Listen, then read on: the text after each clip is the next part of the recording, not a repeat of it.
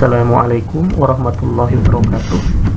Alhamdulillah anak-anakku, kita bisa bertemu kembali walaupun masih belajar dari rumah. Ini tentang tata krama, sopan santun, dan rasa malu. Tata krama adalah cara, aturan, perilaku kita berinteraksi dan bergaul dalam kehidupan sehari-hari diajarkan dalam Islam. Tata krama merupakan norma-norma pergaulan yang berkaitan dengan kebiasaan dalam bertindak maupun bertutur kata yang berlaku atau disepakati dalam kehidupan pergaulan manusia setempat. Dalam kehidupan sehari-hari sering disebut kata etika. Etika memiliki makna yang sama dengan tata krama. Etika artinya norma-norma, nilai-nilai moral, kaidah-kaidah, dan ukuran-ukuran bagi tingkah laku manusia yang baik. Etika adalah aturan perilaku, adat kebiasaan manusia dalam pergaulan antar sesama. Pergaulan hidup di masyarakat harus berdasarkan etika dan tata krama yang berlaku. Etika dan tata krama pergaulan ini harus dipegang teguh supaya kepentingan setiap anggota masyarakat tidak terganggu. Terganggunya kepentingan masyarakat ini akan memicu konflik bahkan perpecahan. Sebagai makhluk sosial yang tidak mungkin bisa hidup sendiri dan pasti membutuhkan bantuan orang lain, kita wajib memiliki tata krama. Dengan memiliki tata krama akan memudahkan kita bergaul dan berinteraksi dengan orang lain. Bahkan dalam Islam, dalam hal berbicara juga tata krama diatur. Bahkan adat istiadat juga mengatur seperti itu. Nah, di dalam Islam, sabda Rasulullah SAW dari Abu Hurairah radhiyallahu anhu berkata, Rasulullah SAW bersabda, barang siapa yang beriman kepada Allah dan hari akhir, maka hendaklah ia berkata yang baik atau diam. Barang siapa yang beriman kepada Allah dan hari akhir, maka hendaklah ia memuliakan tetangganya. Barang siapa yang beriman kepada Allah dan hari akhir, maka hendaklah ia memuliakan tamunya. Berdasarkan isi kandungan hadis di atas, tata krama dapat kita terapkan ketika kita berinteraksi dengan tetangga. Seperti ketika kita akan meminta bantuan kepada tetangga, gunakanlah bahasa dan akhlak yang terpuji dan sopan. Selain kepada tetangga, kita juga dapat menerapkan tata krama terhadap tamu yang datang, seperti menjamu mereka dengan baik.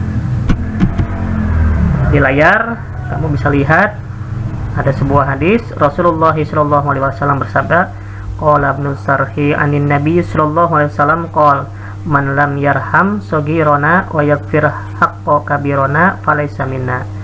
Artinya, Ibnu Syarah berkata, dari Nabi SAW beliau bersabda, siapa yang tidak menyayangi orang yang kecil di antara kami dan tidak mengerti hak orang yang lebih besar di antara kami, maka ia bukan dari golongan kami. Jadi, kita dituntut ketika menjadi orang yang umurnya mungkin lebih muda, kita harus sopan dan hormat kepada orang yang lebih tua. Dan kalau kamu merasa yang lebih tua, maka sayangilah yang lebih muda. Selanjutnya, kita lihat di sini ada macam-macam tata krama. Ada tata krama dalam berkomunikasi lisan, ada tata krama berkomunikasi di media sosial, ada tata krama dalam bersikap, tata krama dalam berpakaian. Tata krama berkomunikasi lisan. Dan ini penting untuk kita terapkan di dalam kehidupan sehari-hari. Yang pertama contohnya, berbahasa yang baik dan sopan. Pilihlah kata-kata yang tepat, yang tidak mengandung hal-hal yang kotor dan tidak menyinggung perasaan lawan bicara. Yang kedua, ketika berbicara dengan orang yang lebih tua atau yang dituakan, hendaknya menjaga pandangan mata dengan cara agak sedikit ditundukkan. Demikian pula untuk volume suara dan dari lisan kita, untuk direndahkan, jangan terlalu tinggi. Yang ketiga, di beberapa daerah berlaku ketentuan tidak boleh memposisikan diri lebih tinggi dari lawan bicara. Jadi harus sama rata. Termasuk dalam duduk juga, kamu jangan orang lain di bawah, kamu di atas. Ketika orang lain duduk di bawah, kamu juga harus di bawah. Yang keempat, memperhatikan dan mengarahkan pandangan kepada lawan bicara dengan sopan. Jadi jangan spontanitas. Jadi harus ada semacam harus ada perpindahan yang baik dari pandangan mata juga. Selanjutnya, tidak mendominasi pembicaraan. Jadilah pendengar yang baik dengan memberikan kesempatan kepada lawan bicara untuk bicara. Tidak memotong pembicaraan lawan bicara. Yang ketujuh, tidak berbicara sambil berkaca pinggang atau menunjuk-nunjuk ke arah lawan bicara. Jelas ini tidak sopan ya. Yang kedelapan, ketika dalam posisi bertiga, tidak berbicara dengan bahasa yang tidak dimengerti oleh salah satu orang dari mereka. Dan tidak boleh pula berbisik-bisik berdua saja, tanpa mempedulikan teman yang lain, ini kalau bertiga. Yang kesembilan, menghindari bergurau yang berlebihan dan tertawa terbahak-bahak. Yang ke-10, ketika memulai berbicara dengan alat komunikasi, ucapkan salam, mengenalkan diri, dan memastikan bahwa lawan bicara adalah orang yang kita maksud. Pada saat pembicaraan akan berakhir, maka mengucapkan terima kasih, menutup pembicaraan, dan mengucapkan salam. Selanjutnya, tata krama berkomunikasi di media sosial atau medsos. Dalam berkomunikasi di dunia sosial atau medsos, sama halnya ketika kita berkomunikasi di dunia nyata. Harus mengedepankan sopan santun dan tata krama. Kalaupun kamu harus mengunggah gambar atau sejenisnya, pilihlah gambar yang baik dan tidak menyinggung perasaan orang lain. Dan tidak boleh berkata-kata yang kotor juga. Gunakanlah kata-kata yang baik dan sopan. Kalau bisa, share yang sifatnya positif, motivasi, atau yang mengandung dakwah keagamaan. Adapun yang berikutnya, tata krama dalam bersikap. Tata krama dalam bersikap ini hubungannya dengan